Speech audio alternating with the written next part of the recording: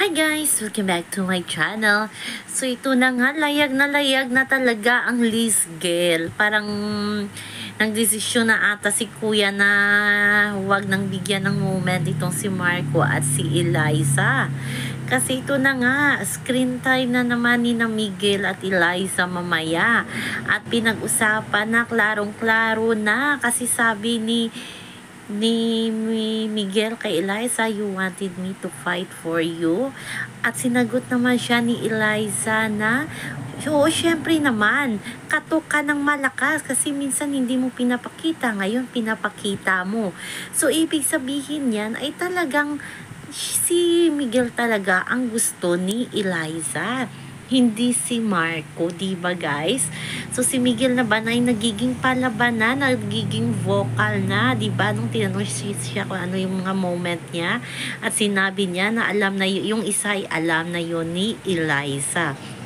Sa ngayon nga ay magka-partner na naman ang Liz Gale sa Bioderm.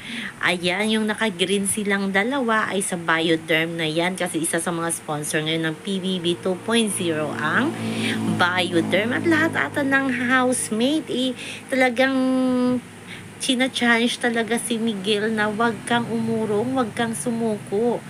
Ipaglaban mo itong si Eliza. Kahit si Crystal nga, number 1 talagang pusher yan ni Miguel para kay Eliza, si Crystal. At kung yung Liz Gale ang ilalayag ni kuya ay walang problema kasi iisang network sila. So ayaw naman sigurong sirain ng management ang naipundar na niyang Ashko, diba?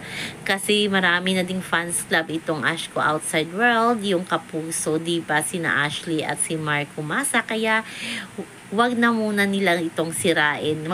Mag-focus man lang muna sila sa Liz Gale, kay Miguel at kay Eliza kasi ang cute ng cute talaga ni Miguel. No, parang baby pa din itong si Miguel pero talagang china-challenge siya ni Eliza na kumatok ka kasi ng malakas kasi minsan kasi hindi pinapakita ni Miguel at yun parang naguguluhan na din itong si Eliza kung ano nga ba talaga ang gusto ni Miguel. So nakaka-excite ang magiging ganap nila sa loob ng bahay ni kuya. Kaya na-notice ko lang talaga ngayon pinipair up sila sa mga sponsor the brand. Yung Liz Gale ang pinipair ni kuya. So siguro ito na talaga ang ilalayag. So yan lang po guys ang ating update sa ngayon. Hanggang sa muli. Bye-bye.